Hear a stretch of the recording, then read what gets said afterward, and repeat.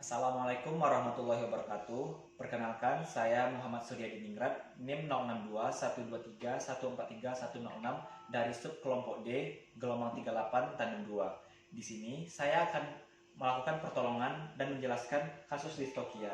Sebelumnya, kita akan melakukan anamnesa kepada peternak sejak kapan sapi ini melahirkan, sudah berapa lama, kemudian sejak kapan fetus tidak dapat keluar.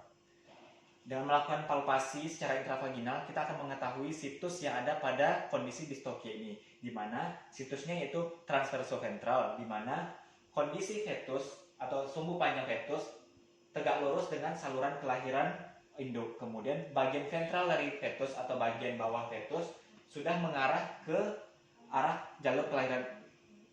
Kemudian untuk posisinya yaitu cephalo-iliacal sinister, di mana bagian kepala dari fetus terhalang oleh os ilium bagian kiri. Untuk hambatan yang terjadi pada kasus ini ada beberapa. Yang pertama yaitu diameter fetus lebih besar daripada diameter pelvis inlet. Kemudian bagian os frontal fetus terhalang os ilium sinister. Kemudian bagian pubis dari fetus terhalang oleh ilium dexter, dan kita tidak dapat memfiksasi semua bagian dari kaki fetus. Untuk pertolongan yang dapat kita lakukan itu kita perlu menyiapkan beberapa hal, yaitu seperti tali ataupun kayu penolong. Oke, kita lakukan pertolongan dengan melakukan palpasi secara intravaginal. Kita lakukan perabaan apa yang dapat kita raba. Kemudian di sini kita dapat meraba bagian dari skapula. Kita retropulsi bagian skapula. Kemudian kita traksi radius ulna, retropulsi bagian karpal, dan traksi metakarpal sehingga kita genggam kuku dan kita lakukan traksi. Setelah satu kaki bagian depan kita raih, kita lakukan fiksasi menggunakan tali. Lakukan hal yang sama pada kaki depan yang lainnya. Retropulsi bagian skapula, kemudian traksi radius ulna, retropulsi bagian karpal, dan traksi metakarpal sehingga kita genggam bagian kukunya. Kemudian lakukan fiksasi kembali pada kaki lainnya.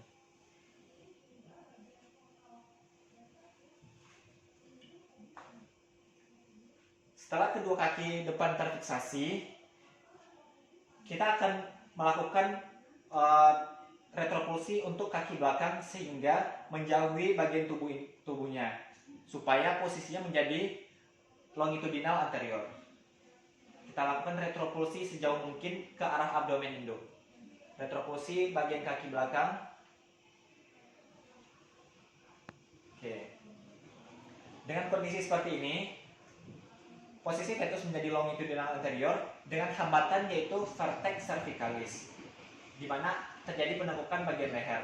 Dengan seperti ini, kita dapat melakukan retropulsi pada os frontal fetus. Retropulsi os frontal fetus dengan gerakan kombinasi, kita lakukan traksi pada os mandibula.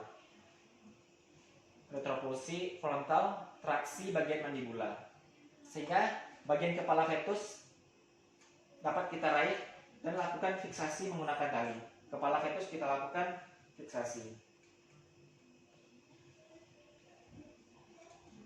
Dengan kondisi seperti ini, posisi fetus menjadi longitudinal anterior, dorsal ilial sinister, yaitu bagian dorsum fetus mengarah ke ilium fetus, ilium induk maksudnya.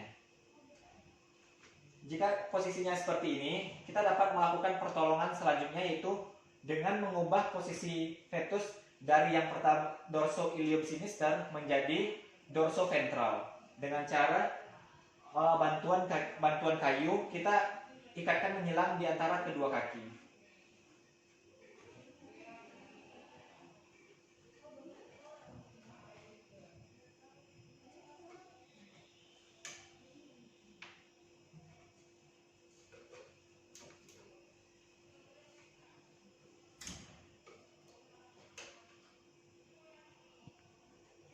Oke, setelah kita ikat menyilang kayu di kaki depan fetus, kita lakukan rotasi untuk fetus ke searah jarum jam.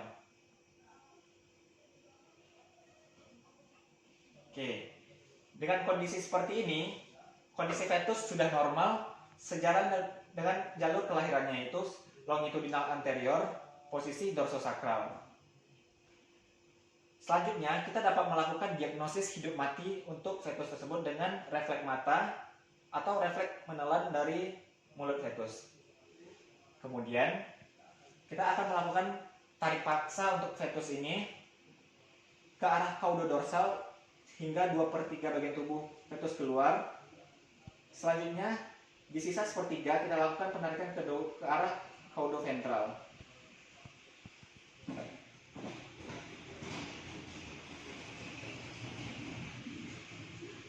Oke, fetus sudah berada di luar. Sekian penjelasan dari saya. Terima kasih. Wassalamualaikum warahmatullahi wabarakatuh.